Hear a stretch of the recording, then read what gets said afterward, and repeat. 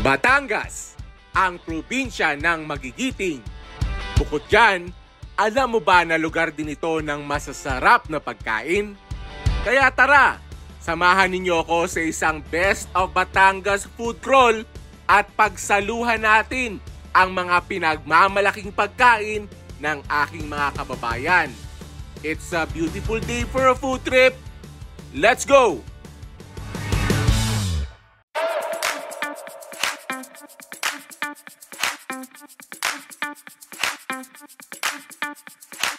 Sisimulan natin ang ating Best of Batangas food crawl sa one of the most iconic names sa Batangas Goto, ang Tesis Goto.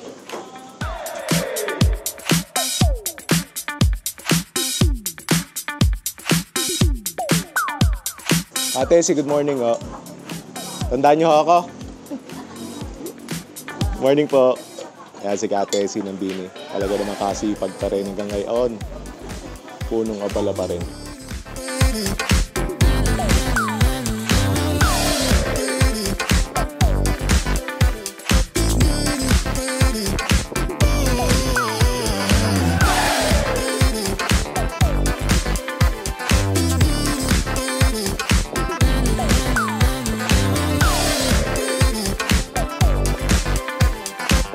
Are na ang Tesis Goto ko ay na-miss ko are. Talaga namang isa sa pinakasikat na gotohan sa Batangas. Lalo na sa mga Tagalipa. Kita nyo naman iyan. So are Goto assorted. So may lamang loob saka laman. Panalo yan. Yan, nagagawa na tayo ng malupitang sausawan.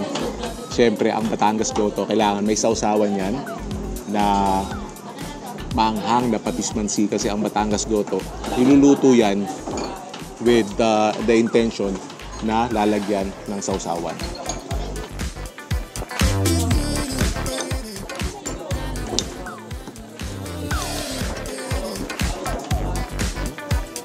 So kung hindi kayo taga Batangas, una nyo sasabihin, hindi naman Goto yan. Kasi nasanay kayo ng Goto ay lugaw. Tapos may mga lamang loob, may mga tuwalya. Ari naman, may mga lamang loob din. May mga tuwalya, may mga balat, may mga puso, may mga isaw. Pero serve siya, instead ng lugaw ay sabaw talaga. So pinakuluan to ng 3-4 na oras and served with rice. Yan. Kuha na tayo. Lagay natin sa kanin. That is a nice bite. Good morning sa inyo. Kakapalunok first bite. Thank you, Lord.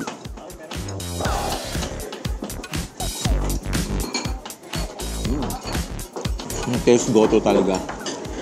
Malinis. Tapos tama-tama lang yung lambot. Meron pang satisfying na bite. Tapos napakalasa ng sabaw. Lalo na pag nilagyan na natin ng patismansi. Kung ako'y hindi maraming kakainan, mahina ang 3 kanin dini. Nalagyan ng patismansi. Panalo. Ba't ba sikat na sikat ang Batangas Goto? Lalo na sa Lipa. Kasi, nandiyan na yung hinahanap mo sa almusal eh. May initan ng tiyan mo. Nakakabusog. Protina. Carbohydrates. At syempre, masarap. And since 1980, talagang pag sinabi mong tara mag-Goto, isa ang Tesis sa nasa listahan ng pupuntahan.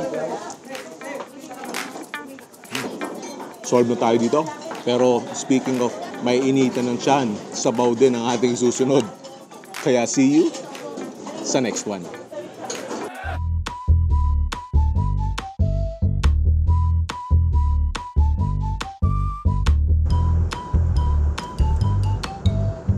Are ang pangalan na maraming Batanggenyo ang nakalimutan na. Pero from the looks of it, Rose and Grace has not only survived, but thrived. Grabe, 1970 pa sila oh. So 50 plus years na. At are ang idinayo natin dyan, ang kanilang special bulalo. At ang ganda ng kainan nila oh. Napaka-komportable, malamig ang aircon, malinis. Daming mga tables and chairs. Bale, are, turo-turo style at yung si Mrs. Kanina pa yun nandyan. Hindi ka makapili, ano? bukod sa bulalo, syempre tayo ay magsisinaing na tulingan. Saka yun, dinuturo ni Mrs. Tawilis. At ang dami nilang ulam na pagpipilian. Dami oh. Dito hanggang dun yan oh. At para may idea kayo sa presyuhan nila, yan ang menu. Alam ko meron pa sila bukod dyan ah. Wala masyadong tao ngayon kasi weekday. Tapos, alas 10 pa lang. Pero pag lunch time or dinner time, lalo na pag weekend, lalo na pag linggo, ay punong-puno.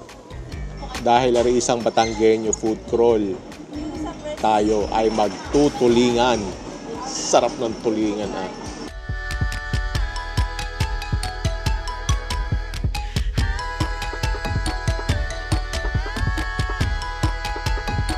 Tayo'y uupo na. Kakain na. Yan, habang tayo naghihintay, hihigop muna ng mainit na sabaw.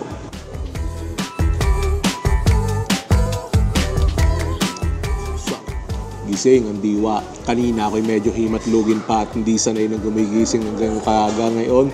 Yung nakapaggoto na kanina tapos ngayon nakaihigop na mainit ng bulalo sabaw. Papapalaban na ng kainan.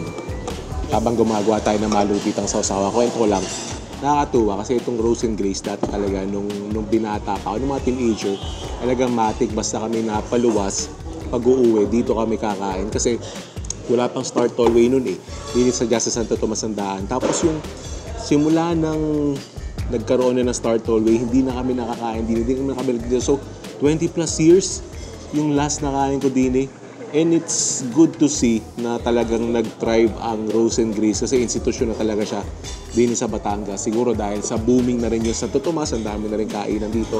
Tapos syempre, yung Padre Pio na dinadayo na rin ng mga taga Batangas at mga outside Batangas ay talagang nag-thrive at nandito pa rin ang Rose and Grace. And after 20 plus years, matitinusan na din natin. Yan ang sinaing na tulingan. A specialty din sa Batangas. Tapos kita nyo may mga taba-taba pa oh. Tapos ari yung sabaw niya, ari ang tinatawag namin na patis. Look at that, ang sarap niyan sa mainit na kanin. At ari na ang legendary na Rose and Grace bulalo. Yan. Grabe, after 20 plus years, matitimusan ko na uli ang dating matik na aming kinakainan, bulalo. Natimusan na natin ang sabaw. Sunod naman ay laman at yung bone marrow. Ari na ang ating Batanggenyo feast din sa Rose and Grace sa Santo Tomas, Batangas. So meron tayong bulalo with vegetables, pritong tawilis at sinaing na tulingan.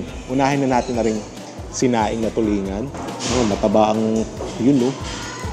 Mataba ang sinaing na tulingan nila. Tapos syempre, samahan natin ng patis. First bite. Thank you, Lord.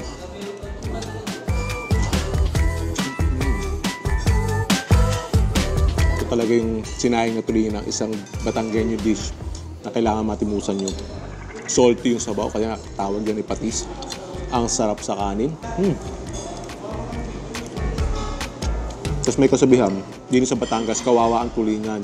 Dahil ang matitira na rin sinaing na tulingan, pipirito. Tapos ang matitira noon, gagat-an pa. Sari naman. Yan, yung pritong tawilis. So ito yung prito niya, wala nang breading. O talagang as is na. Tapos, sausaw sa suka. At yan ay kain ulo, kain balat, kain buto, kain tinik.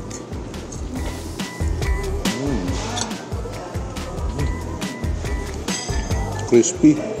At syempre ang ipinunta natin din eh. So laman. Yan, may mga, malambot ah. Tapos, kuha din tayo ng litid. Yung kaninang hinigop na sabaw. Ngayon, sinabaw na sa kanin. Tapos maanghang na patis mansi.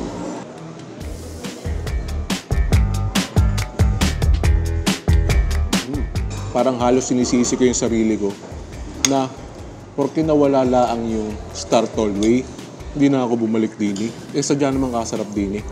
Napakalambot ng baka. Hindi maanggo.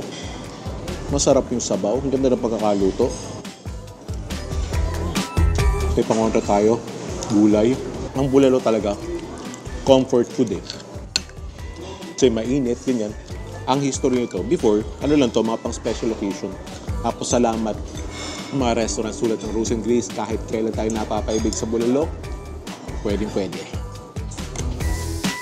Diyan, may nakuha tayong bone marrow. So, solid ang ating tanghalian. Tatapusin na namin to. Pero, abangan nyo, malubitan din ang ating hapunan. Kaya, see you sa next one.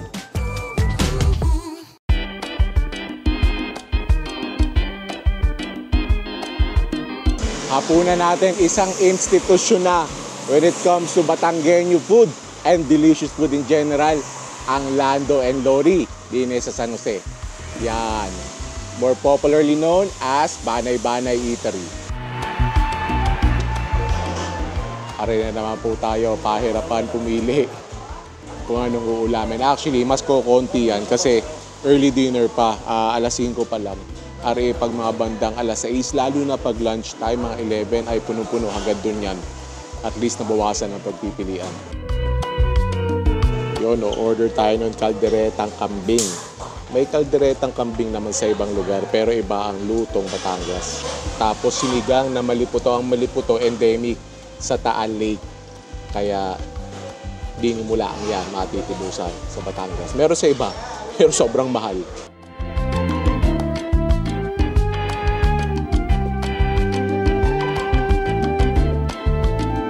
Tapos kakatuwa, nag-start sila dati, napakaliit lang na roadside eatery. Ngayon, ang laki na. Yan ay meron pang events area sa taas. Ari na ang sinigang na maliputo. Yung belly part. Yan. At that beautiful piece of fish. Tapos, kalderetang kambing. Yan. Nice. Nari na tayo sa isa sa paborito kong kainan din sa Batangas, ang Lando and Lori's din sa San Jose, more popularly known as Banay Banay Eatery.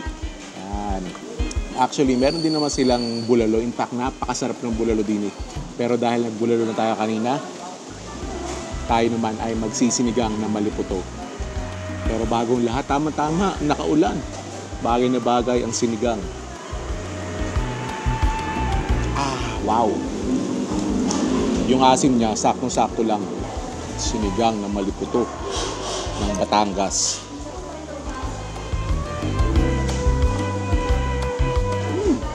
Sarap talaga ng maliputo. So meron din tayo dito. Bagoong na isda.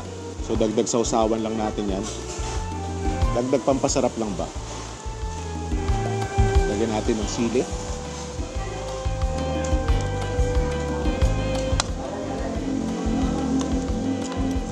Sarap magsakol. Yung maliputo, napakamahal na isda. Pero kung available sa inyo, worth it. Sorry naman, kalderetang kambing. Kung makikita nyo, parang kulang sa kulay pula kasi ang kalderetang kambing ay hindi gumagamit ng Batangas. Kalderetang kambing ng Batangas, hindi gumagamit ng tomato sauce or tomato paste. Ang pampalasa laang niyan ay liver spread, cheese, tapos yung natural na juices ng kambing. Kaya importante na very fresh yung kambing. At din sa Batangas, napakaraming fresh na kambing.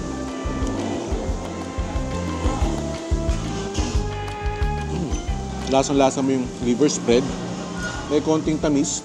Tapos hindi ka anghangan. This is what kalderetang kambing ng Batangas is all about. Yung kalderetang kambing, ito yung pag may mga baysanan, mga birthday yan, ari ang hapunan at pulutan ng mga manunulungan. So ito, solid ang ating hapunan. Tatapusin na natin ito. Tapos bukas, babalik tayo ng Lipa para sa isang classic na Batanggenyo dish, ang Lipa City Lomi. See you sa next one.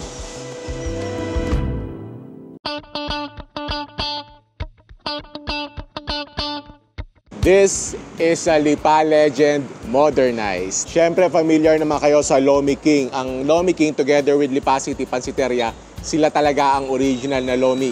dine sa Lipa. At dine natin tatapusin ang ating Batanggenyo food crawl sa kanilang newest restaurant, ang 2.0 by Lomi King. Siyempre, maglulumi pa rin tayo.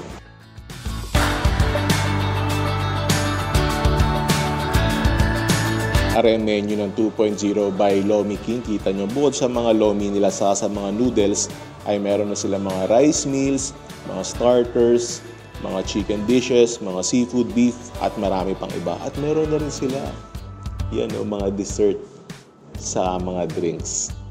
Dalawa, orderin natin classic lomi, saka ang chami.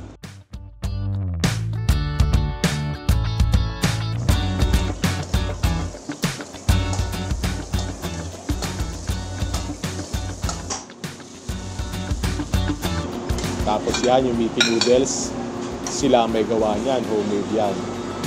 Yung lasa ng noodles yan, hindi mo matitimusan sa ibang lumihan. Hindi nila ang sa 2.0, sa Lomi King, sa Pansiteria, kasi sila ang gumagawa niyan para sa kanilang mga lumihan. Titikman muna. Ayos na. Tapos, pampalapot, slurry. Ang bilis lumapot o malapot na. Tapos, itlog. Ay, bigyan ayos na iyan. Ililipat na lang sa malukong at lalagyan ng mga toppings. Tapos, lalagyan na ng toppings. Kikiam, sila din na gumagawa niyan. Bola-bola. Tapos, atay na inadobo. At yan na ang Lomi Special ng Lomi King. Are na ang chami ng Lomi King. May chami naman sa ibang lugar, pero syempre may version din ang Batangas ng chami. At kita nyo naman, kakaibig ano? Bago ang main event ng Lomi, magcha-chami muna tayo. Dine sa Lipa, asa sa Batangas, kapag mabanas, tapos talagang hindi mo kayang maglumi, pwede kang mag-chami. Kita nyo naman, oh.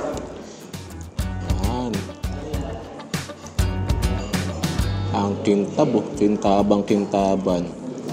Yung chami muna, yung pansit muna, wala mo ng toppings. First bite, thank you Lord.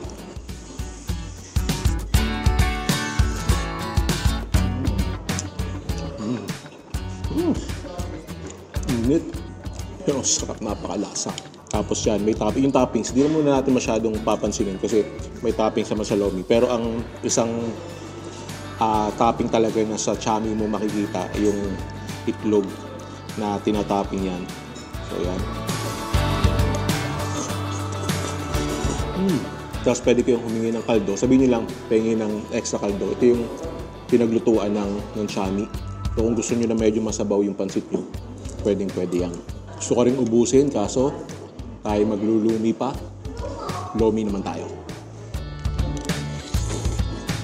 Are na pinagmamalaking Lomi Special ng Lomi King. Wow! So, ang Lipa City Lomi ay sadyang malapot. Kaya kita nyo ibang-iba sa Lomi na nakagisnan nyo. Pero yan, panalo yan. Kain na tayo. Tuturuan ko kayo kung paano kumain ng authentic na Lomi ng Lipa. Unang-una, gagawa ka ng malupitang sausawan. So yan, kalamansi, alisin ang mga buto. Yan ay mapait. Tapos, sili para may konting kick. Ating Lomi. Tapos, toyo. Yan. So, ikaw na mag-a-adjust dito kasi ang Lomi ng Lipa, typically, medyo kulang sa lasa. Kulang ng kaunti. Medyo bland na kaunti kasi talagang meant to be enjoyed with toyo mansi. So, ikaw na mag-a-adjust ng panlasa mo. Kung gusto mo na mas maalat, dadamihan mo yung toyo.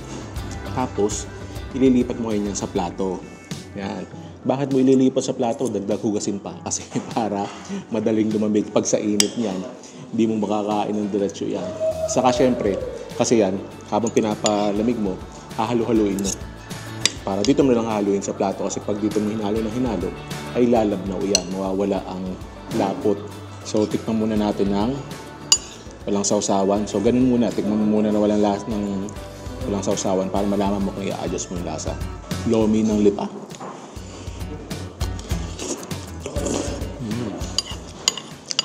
Yung talaga yung Lomi ng Lomi King.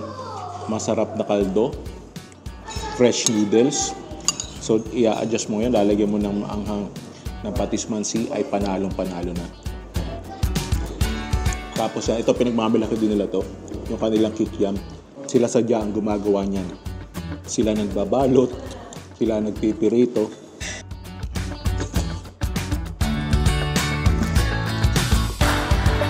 Tapos through the years, marami nang naging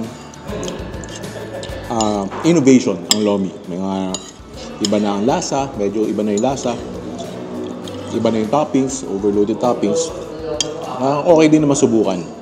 Pero every now and then talaga, babalik-balikan mo ang sarap ng original Lomi ng Lipa City. Kaya sikat na sikat ang Lomi. Mura, affordable, pero nakakabusog. Kaya pag aring minerienda mo, hapunan na, busog ka pa. Alam ko, marami pa akong na-miss na food tripan din sa Batangas. Napakaraming masarap na food tripan sa atin. Napakaraming masarap pa na Batanggenyo food. Meron ba akong na-miss para sa ating part 2? Let me know in the comment section.